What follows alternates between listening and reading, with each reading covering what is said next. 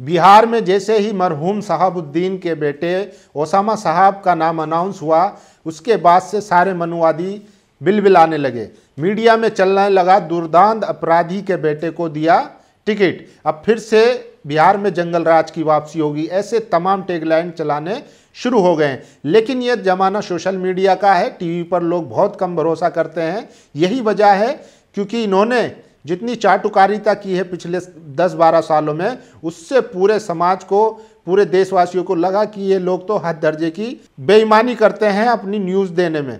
इसीलिए अब social media का ज़माना है और अब किसी से कोई छिपने वाली बात नहीं है।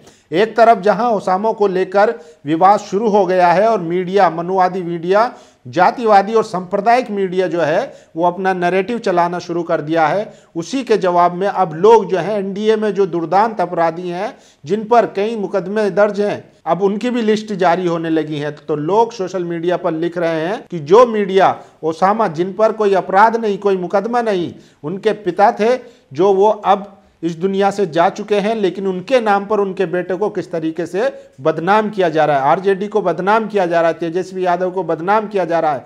लेकिन एक बात तय है कि सोशल मीडिया का ज़माना है, लोग खुदाई कर कर दूसरे का भी सारा काला चिट्टा खोल देते हैं। देखिए, पूर्व सांसद मरहूम मोहम्मद शहाबुद्दीन के बेटे ओसामा साहब को रघुनाथपुर से मिला टिकट, मौजूदा विधायक हरिशंकर यादव ने छोड़ी सीट। हरिशंकर यादव के बारे में बता दें कि वो शहाबुद्दीन के बहुत खास थे और ओसामा साहब के लिए उन्होंने खुद ही चुनाव लड़ने से मना कर दिया। तो ये होता है वफादारी। और देखिए, बिहार की राजनीति में एक तरफ आरजेडी ने बाहुबली रहे शहाबुद्दीन के बेटे ओसामा को टिकट दिया, जो ना तो माफिया है और ना ही बाहुबली, वो सिर्फ बाहुबली का बेटा है, इसलिए लोग विरोध कर रहे हैं। वहीं दूसरी तरफ नीतीश कुमार की जेडीयू ने स्वच्छ छवि वाले बाहुबलियों की फौज खड़ी कर रखी है। मोकामा से अनंत सिंह, एकमा से धूमल सिंह और कुचाई कोट से अमरेंद्र कुमार पांडे, ये जेडीयू के वो दरख्त है जिनका अपराध की दुनिया से कोई नाता नहीं है। लोग इन्हें फालतू में बाहुबली कहते हैं। तो लोग लिस्ट जारी कर रहे हैं इनकी और तंज भी कर रहे हैं कि इनके पास कोई अपराधी नहीं है। और देखिए, बीजेपी एक्टिव हो गई, तमाम मीडिया एक्टिव हो गई। राजद ने शहाबुद्दीन के बेटे ओसामा साहब को टिकट देकर साफ कर दिया है कि बिहार में अपराध और डर की मानसिकता को वो फिर से बढ़ावा देना चाहते हैं। अब फैसला आपके हाथों में, सरकार चुनने से पहले सोचिएगा जरूर। उसी का जवाब देते हैं सुनील पांडे, अनंत सिंह, हुलास पांडे, आनंद मोहन, ये सब बीजेपी के पापा हैं या जीजा। तो एक लंबी फहरिस्त है बीजेपी में जो आपराधिक रिकॉर्ड रखते हैं, लेकिन उन पर कोई बोलने वाला नहीं है और मीडिया अपना नैरेटिव चलाना शुरू कर दिया है। दिवंगत शहाबुद्दीन के बेटे ओसामा साहब को आरजेडी से टिकट दिए जाने का विरोध करने वाले सवर्णों का मानना है कि अनंत सिंह 1853 की क्रांति के नायक हैं और अंग्रेजों से लोहा लेने की वजह से इनकी आधी जिंदगी जेल में कट गई।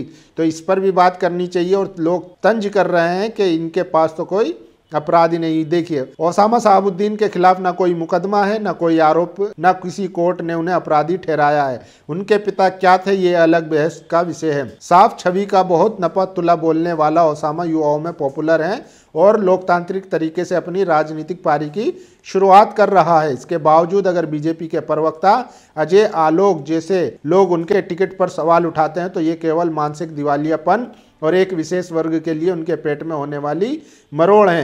विडंबना देखिए, अजय आलोक के गठबंधन में अनंत सिंह जैसे शरीफ व्यक्ति को टिकट दिया गया जिनका लंबा आपराधिक इतिहास खुद न्यायालय के दस्तावेजों में दर्ज है। तो देखिए, सबसे ज़्यादा वायरल यही खबर है कि बिहार में ओसामा साहब को टिकट मिलने पर जो मनुवादियों में पेट में खलबली मची हुई है। देखिए, ओम सुधा लिखते हैं, तुम्हारी पार्टी और गठबंधन ने कुछ महान संत और सन्यासियों को टिकट दिया है। अनंत सिंह सम्राट चौधरी आनंद मोहन के सुपुत्र, जिनके घर शीशे के हो वो पत्थर नहीं फेंका करते, समझे बुर्बक। रोहन गुप्ता ने जो ट्वीट किया था, आरजेडी बिहार के खूंखार गैंगस्टर शहाबुद्दीन के बेटे को टिकट दी। शहाबुद्दीन जो इस दुनिया में नहीं है, उनके ऊपर भी राजनीति कर रही है बीजेपी। आप सोचिए, मुसलमानों के बिना इनकी राजनीति नहीं होती। और ये देखिए, दलित आईएएस अधिकारी कृष्णैया का हत्यारा आनंद मोहन के सुपुत्र चेतन आनंद को जेडीयू ने नवीनगंज से अपना उम्मीदवार बनाया। आखिर ऐसे परिवार को टिकट देकर जेडीयू संदेश क्या देना चाहती हैं? तो इस पर नहीं बोलेंगे ये रोहन गुप्ता जैसे लोग। और देखिए, एक वीडियो ये वायरल हो रही है जिसमें दरभंगा से आरजेडी ने राकेश नायक को टिकट दिया है, जिसने मुसलमानों को पाकिस्तानी और दंगाई बताया है। तो मुसलमानों के लिए कोई भी पार्टी हो, बड़ा आसान है उनको दंगाई आतंकवादी बताना। और लोग अब सवाल भी कर रहे हैं इस वीडियो की क्या सच्चाई है, हम इसकी पुष्टि नहीं करते हैं, लेकिन इसमें ये जो है विधायक जो है प्रत्याशी वो सुनाई देते हुए दिख रहे हैं। ये तो खुद आतताई है, खुद दंगाई है, मुसलमानों के लिए ऐसे शब्दों का इस्तेमाल किया जा रहा है।